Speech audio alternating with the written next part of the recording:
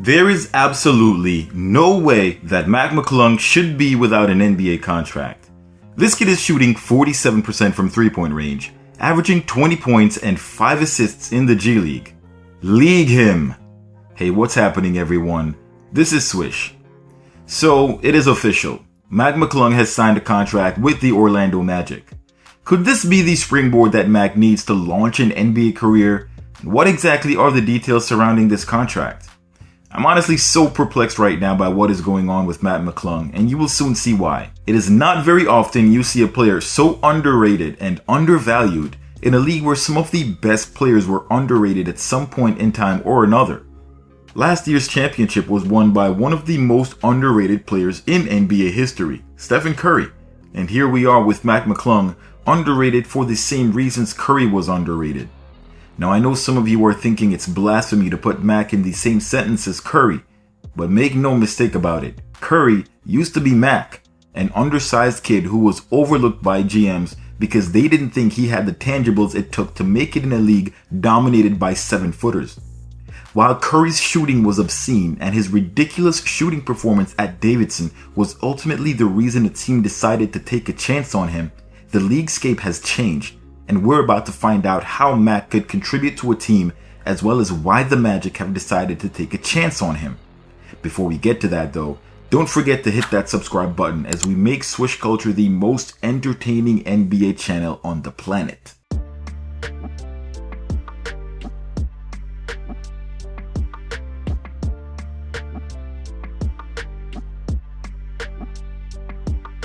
For someone who's only had 4 NBA games under his belt, McCLung is one of the most famous players in the world at the moment. To say his win in the dunk contest was a slam dunk would be an absolute understatement because Mac absolutely demolished the competition. It wasn't even close. I want to give a shout out to McCLung. He definitely saved the dunk contest. That was a beautiful performance. I haven't seen the fans excited like that in a long time. We'll be talking about that and looking at it again.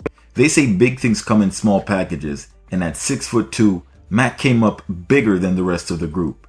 His elite athleticism combined with his poise, style, and flawless execution not only saved the dunk contest, but made history when he became only the second white player and first G League player to win this contest. If that doesn't show you his work ethic, you need to get your specs checked. Speaking of specs, I'm going to show you exactly why this system is being unfair to Mac. The last couple of years, NBA teams have brought up players from the G League to play on the main roster. Now let's even forget the majority of those players and focus on a few of the more important ones, the G League MVPs. Let's look at the last 5 G League MVPs and see how McCLung fares against some of the best players in the NBA Development League and where they are now.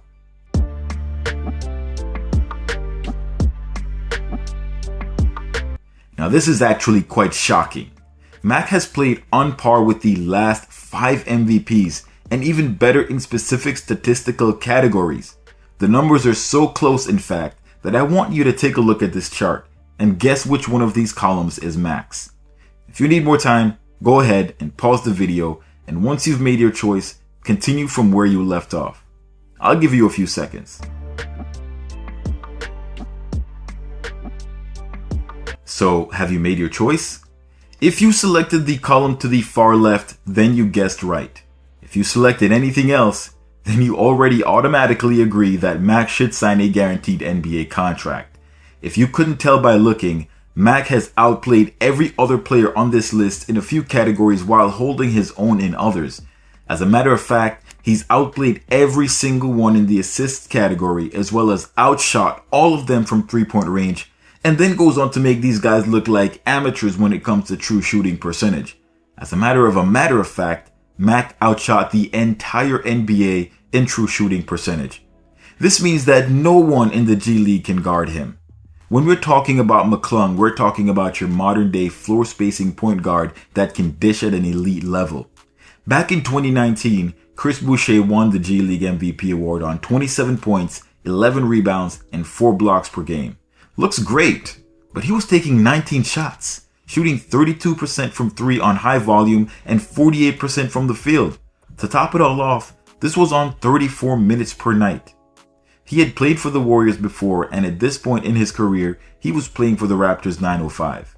After winning the MVP, the Raptors rightfully brought him up on a minimum contract, a 2-year deal worth over $2 million with $500,000 guaranteed. While he averaged more points than Mac, I could do a simple extrapolation of both Mac's and Chris's numbers to 36 minutes to see how they look when directly compared. So for those of you that aren't aware, this is the per 36 metric, which allows you to see how a player's box scores would look if they were getting full minutes in the league. As you can see, Boucher had 2 more points on 2 more shot attempts, so Mac gets the scoring advantage. Think about that for a second. If Mac had as many shots as Boucher, he would have outscored him during his MVP season. Rebounding clearly goes to Boucher while assists overwhelmingly to Mac.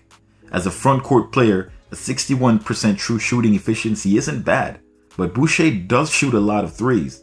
The problem is, so does Mac, and McClung's true shooting percentage dwarfs Boucher's. Boucher's call to action, however, is that he's a very good defender, as he also did get the Defensive Player of the Year title at the same time as his MVP. Slight edge to Boucher here, who averaged 20 minutes per game for the Raptors last year, but the difference in fit should see a team choose Mac depending on roster needs.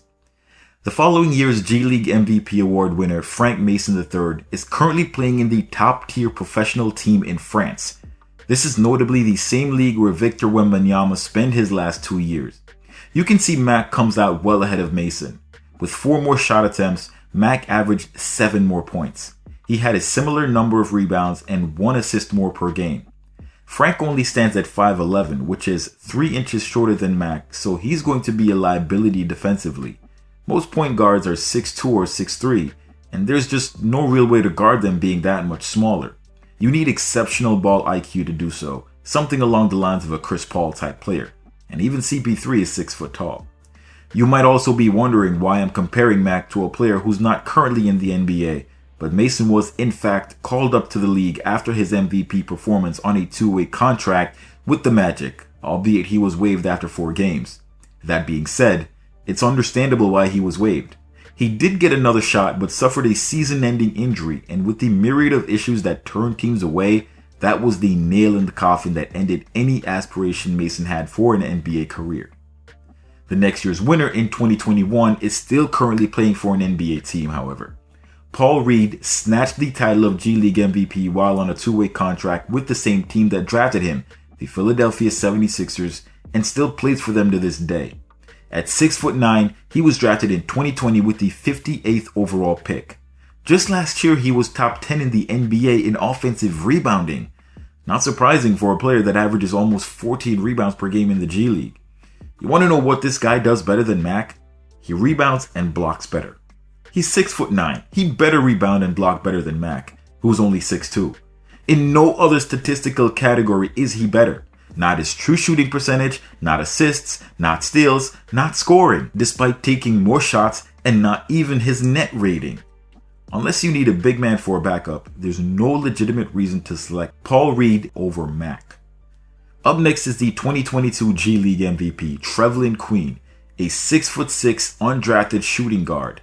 Of all the players on this list, he's the most well-rounded. Pay attention if you want to know why that's a good thing, but also a bad thing. If the G League was the NBA, this guy's a player you want on your team. He has the highest net rating, which means you want to keep him on the floor.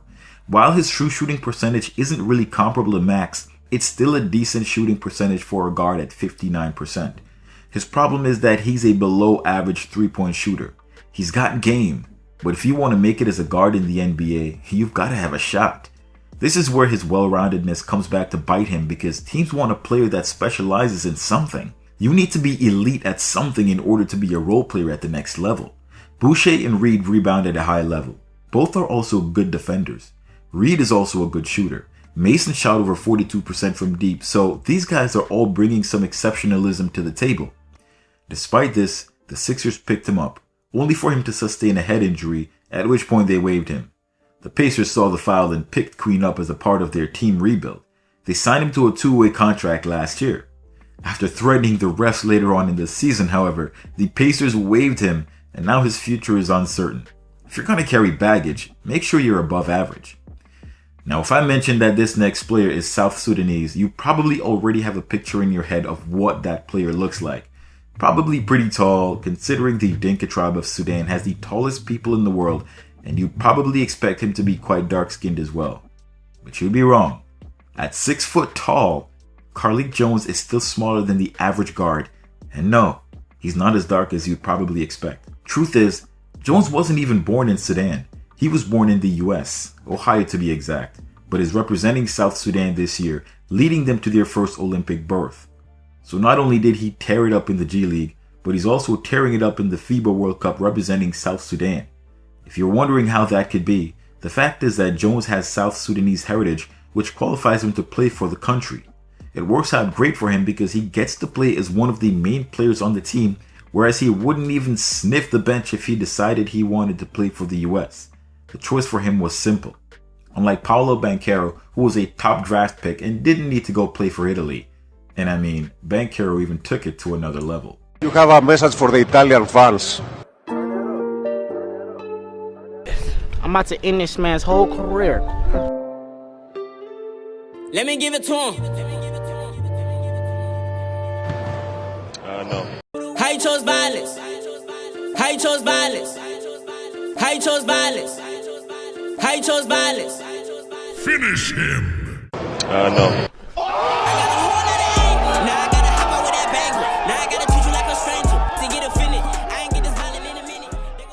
But let's continue, seeing that this isn't a video about Jones.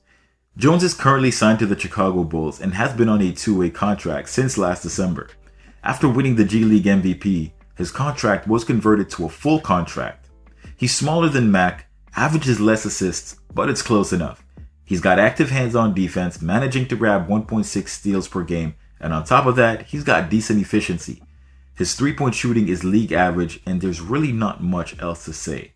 Other than this kid is a legit baller and most definitely deserves an NBA contract.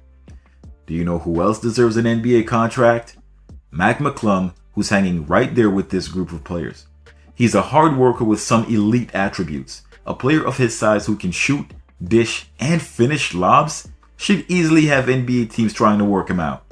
We don't see a lot, but after signing with the Sixers for the dunk contest, he's now signed with the Orlando Magic on a partially guaranteed contract. Basically another opportunity for him to showcase his abilities and possibly sign a fully guaranteed contract going into the new season.